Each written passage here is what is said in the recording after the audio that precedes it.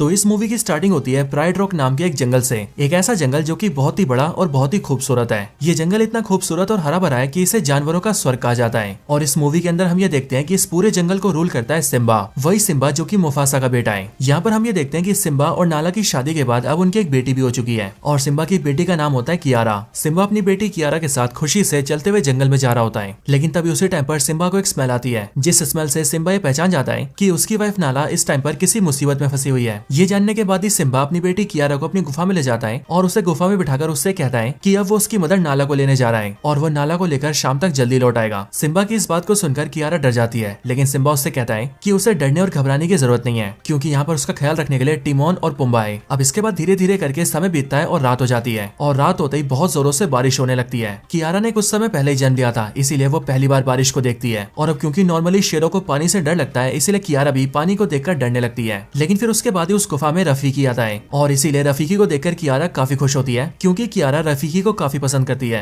और रफीकी भी कियारा को अपनी पोती मानता है। कियारा रफीकी को देखकर उससे कहती है कि उसे पानी से बहुत डर लगता है, लेकिन कियारा की बात सुनकर रफीकी उससे कहता है कि तुम्हारे अंदर जिन महान शेरों का खून है वो भी कभी पानी से डरा करते थे, लेकिन उन सभी ने अपने डर को जीत लिया और इसीलिए आज वो सब इतने बहादुर शेर हैं। लेकिन यहाँ रफीकी की बात सुनकर कियारा उससे कहती है कि उसके पिता सिम्बा और उसके दादा मुफासा बहुत ही बहादुर शेर है और वो यानी कि कियारा उनके जितनी बहादुर कभी नहीं हो सकती है। लेकिन रफीकी जैसे इस बात को सुनता है वैसे वो कियारा से कहता है कि अब मैं तुम्हें एक ऐसे शेर की कहानी सुनाने वाला हूँ जो कि कभी तुम्हारी उम्र का हुआ करता था। और फिर इसके बाद ही हमें पता लगता है कि रफीकी जिस शेर की कहानी सुना रहा है वो शेर है मुफासा। अब इसके ठीक बाद ही रफीकी अपनी कहानी शुरू करता है और कहानी के शुरू होते ही हम मुफासा को देखते हैं। आज से बहुत साल पहले अहादी और उरू नाम के शेर और शेरनी ने एक नवजात शेर के बच्चे को जन्म दिया, जिसका नाम पड़ा मुफासा। पर मुफासा और उसके माता पिता जहाँ पर रहते थे वो एक बंजर और खाली जंगल था, लेकिन मुफासा के माता पिता उसे हमेशा एक ऐसे जंगल की कहानी सुनाते थे जो जंगल बहुत ज्यादा हरा भरा था और वहाँ पर पानी की कोई कमी नहीं थी। लेकिन वो जंगल बहुत दूर पहाड़ों के उस पार था और उस जंगल का नाम था मिलेले। साथ ही साथ मुफासा के माता पिता उसे ये भी बताते थे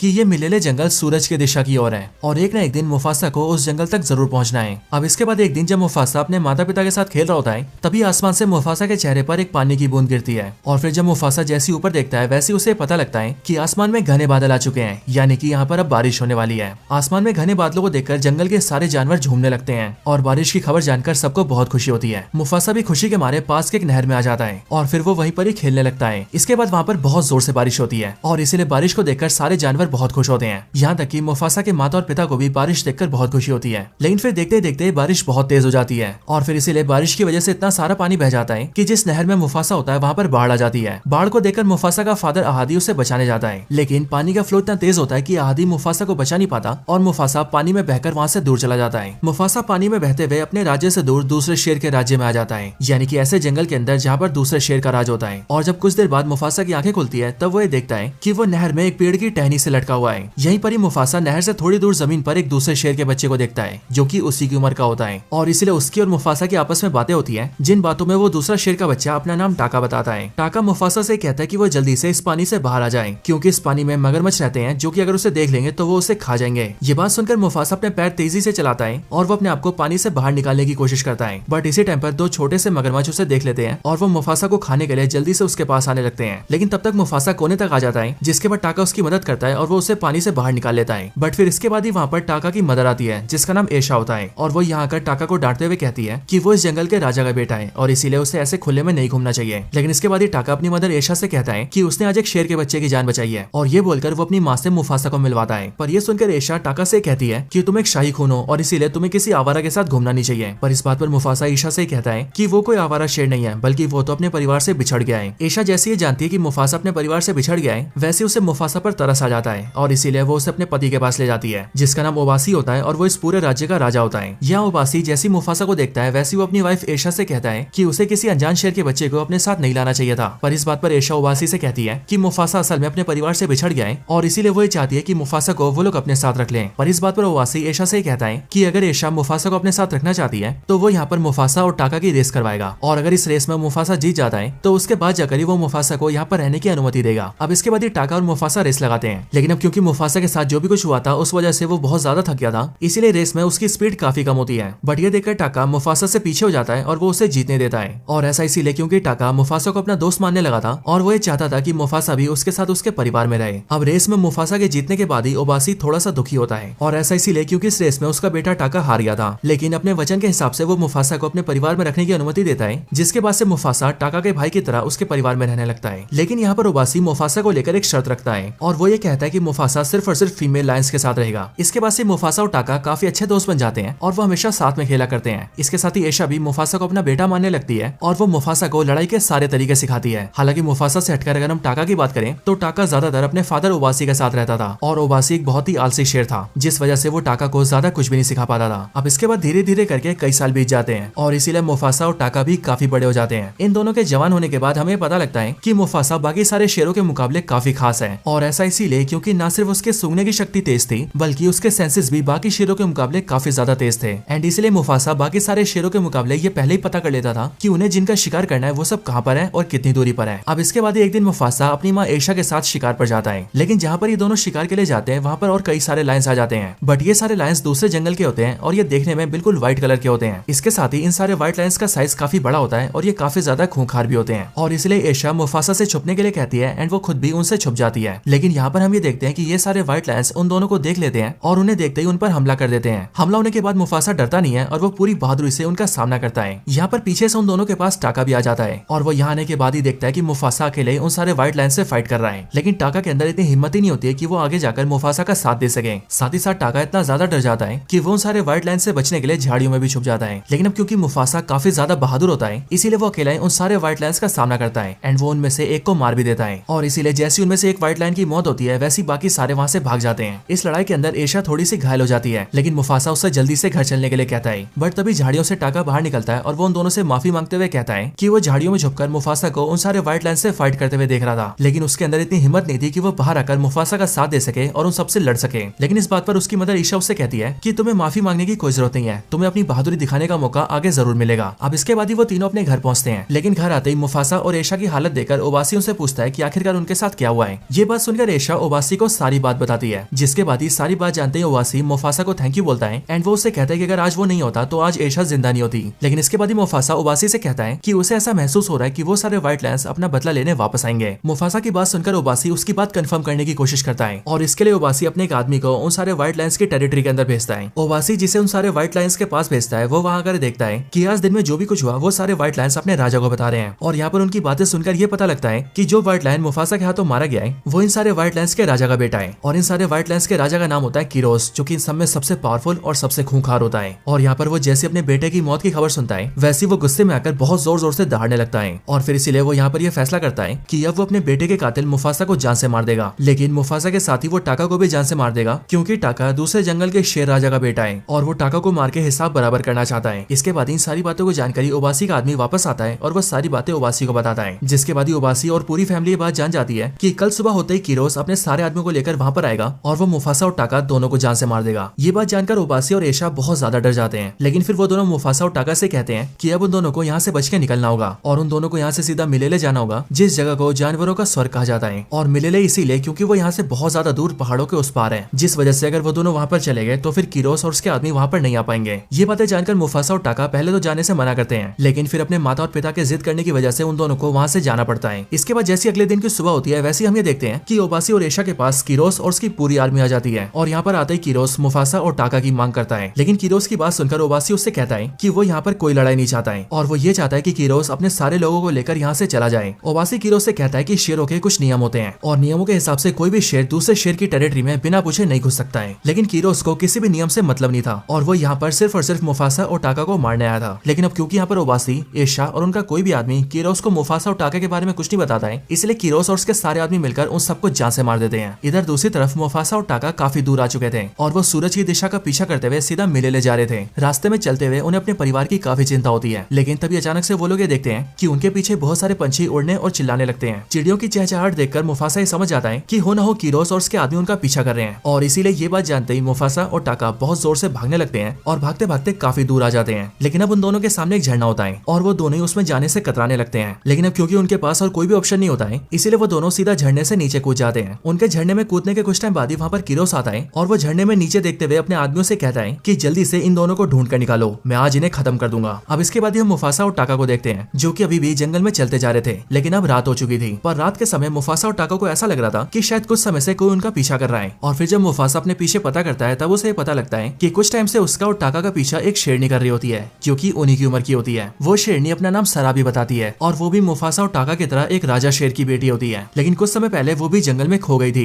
लेकिन सराबी के साथ एक पक्षी होता है जो कि उसका अंगरक्षक होता है और उसका नाम होता है जाजू। अपने अपने बारे में जानकर वो चारों मिल जाते हैं और चारों की एक टीम बनाते हैं और एक साथ आगे बढ़ने लगते हैं। अब इसके बाद आगे हमें एक पेड़ दिखाया जाता है। ये पेड़ काफी बड़ा होता है और उस पर काफी सारे बंदर होते हैं। लेकिन ये सारे के सारे बंदर एक अकेले बंदर पर चिल्ला रहे होते हैं और उसे खुद से दूर जाने के लिए बोल रहे होते हैं। असल में ये बंदर बाकी सारे बंदरों से दिखने में अलग होता है और साथ ही साथ इसके पास कुछ पावर्स भी होती हैं, जिस रीजन की वजह से कई सारे खतरनाक जानवर उस पेड़ पर चढ़कर उसे मारने की कोशिश करते थे और सारे बंदरों को हमला झेलना पड़ता था। और इसीलिए सारे बंदर ये डिसाइड करते हैं कि वो सब मिलकर उस बंदर को अपनी गैंग से निकाल देंगे। इसके बाद ये बंदर भी अपनी गैंग से अलग हो जाता है और जंगल में अकेला निकल जाता है और इस बंदर का नाम होता है रफीकी। यानी कि दोस्तों वही रफीकी जो कि इस टाइम पर सिम्बा की बेटी कियारा को स्टोरी सुना रहा है। जंगल में चलते हुए रफीकी मुफासा और उसकी टीम से मिलता है। रफीकी से मिलकर वो लोग भी उसे एक्सेप्ट करते हैं एंड उसे अपनी टीम में शामिल कर लेते हैं। यहीं पर ही रफीकी ये भी जानता है कि मुफासा और उसकी टीम मिले ले जा रहे हैं और इसीलिए रफीकी अपनी स्पेशल पावर्स को यूज करता है और वो मुफासा एंड टीम को ये बताता है कि वो लोग बिल्कुल सही डायरेक्शन में जा रहे हैं। इसके बाद ही मुफासा और उसकी टीम रास्ते में आगे बढ़ने लगते हैं और रफीकी भी टीम के साथ मिलकर उनके साथ जाने लगता है। अब चलते चलते सुबह हो जाती है और इसीलिए इस सीन में हम ये देखते हैं कि टाका मुफासा के पास आता है और वो मुफासा से कहता है कि उसे साराबी से प्यार हो गया है और इसीलिए अब टाका ये चाहता है कि मुफासा उसे कुछ तरीके बताए ताकि वो साराबी के सामने अपने लव को एक्सप्रेस कर सके। ये सुनकर मुफासा टाका से कहता है कि टाका साराबी से ये बोले कि उसकी बॉडी से फूलों की खुशबू आती है। ये सुनकर टाका मुफासा से पूछता है कि आखिरकार उसे कैसे पता लगाए। इस पर मुफासा टाका से कहता है कि तुम तो जानते हो कि मेरी सूंघने की शक्ति बाकी सारे शेरों से काफी ज्यादा है। इसके बाद ही टाका साराबी के करीब जाता है एंड वो उससे कहता है कि तुम्हारी बॉडी से मुझे फूलों की खुशबू आती है। साराबी को ये बात सुनकर काफी अच्छा लगता है और इसीलिए साराबी खुशी से टाका से बातें करने लगती है। लेकिन अब थोड़ा आगे जाने के बाद ही वो लोग ये नोटिस करते हैं कि कीरोस और उसकी पूरी आर्मी ने उन सबको घेर लिया है और अब उनके पास बचने का कोई तरीका नहीं है। लेकिन इसी टाइम पर रफीकी ये नोटिस करता है कि उनके पास से बहुत सारे हाथियों का झुंड जा रहा है और इसीलिए वो मुफासा से कहता है कि अगर वो लोग किसी तरह से उन सबका ध्यान भटका दें और सारे हाथियों को तितर बितर कर दें तो तब वो लोग कीरोस और उसकी आर्मी से बच के यहाँ से निकल सकते हैं। अब इसके बाद ही रफीकी पास में एक मधुमक्खियों का छत्ता देखता है और इसीलिए वो बिना देरी किए जल्दी से उस छत्ते पर हमला करता है, जिस वजह से उस छत्ते से बहुत सारी मधुमक्खियां बाहर निकलती हैं और वो पास में चल रहे हाथियों को काटने लगती हैं, जिस वजह से हाथियों का झुंड तितर बितर हो जाता है और इसीलिए कीरोस और उसके साथी मुफासा एंड टीम के पास नहीं आ पाते। हाथियों के भगदड़ की वजह से मुफासा और उसके साथियों को भी छुपना पड़ता है क्योंकि उन सारे हाथियों के नीचे दबने की वजह से उनकी भी मौत हो सकती थी।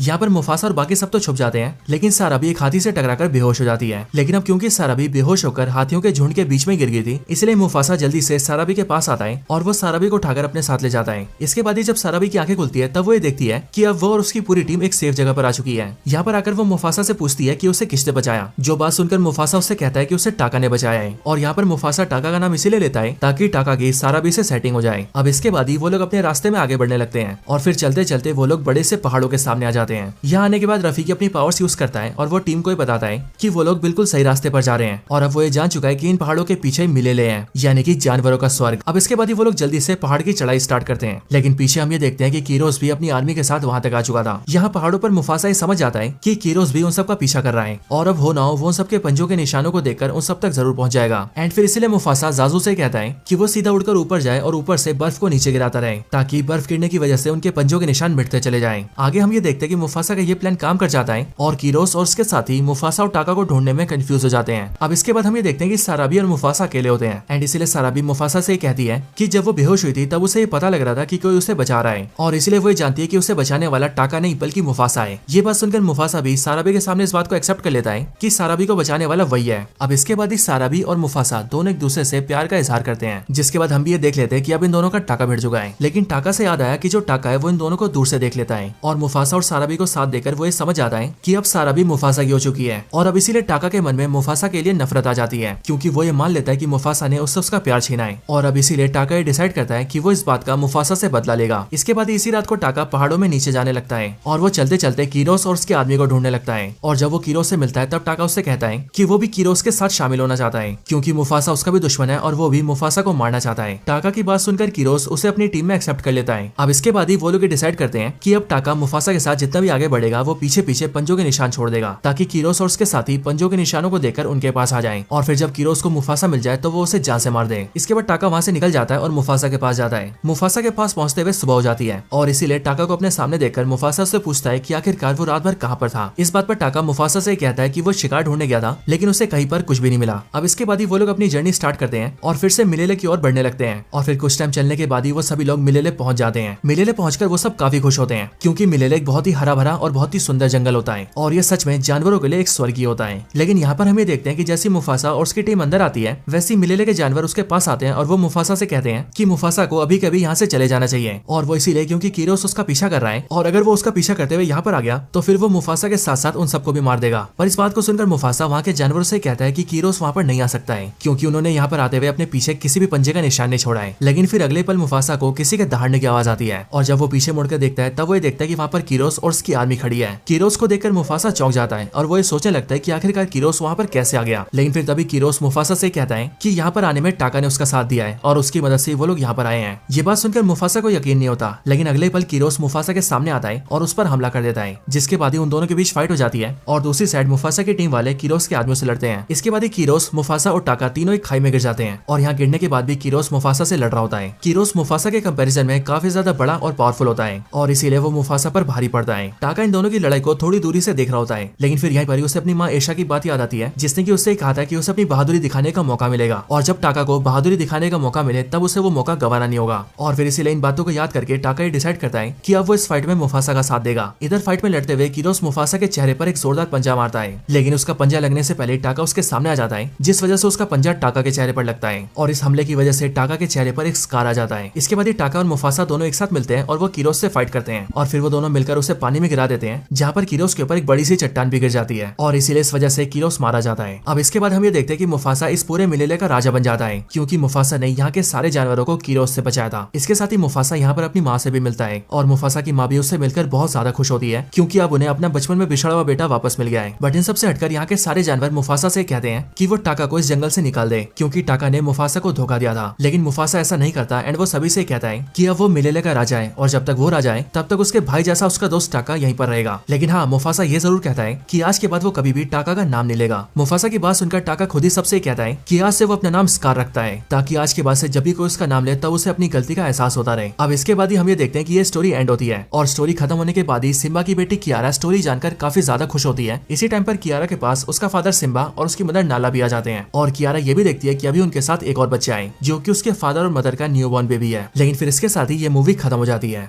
सो दोस्तों, ये थी video Mufasa the Lion King की स्टोरी के ऊपर। आपको इस मूवी की स्टोरी कैसी लगी ये आप मुझे कमेंट्स के अंदर जरूर बताना, और अगर आपको वीडियो पसंद आई हो तो वीडियो को लाइक करना। बाकी जिन्होंने चैनल को सब्सक्राइब नहीं कर रखा वो जल्दी से चैनल को सब्सक्राइब कर लेना, और हमारे चैनल की सारी लेटेस्ट वीडियोस को टाइम से देखने के लिए बगल के बेल आइकन को भी और पर सेट कर लेना। बाकी मैं आपसे मिलता हूँ ऐसी किसी और बेहतरीन वीडियो में, तब तक के लिए गुड बाय।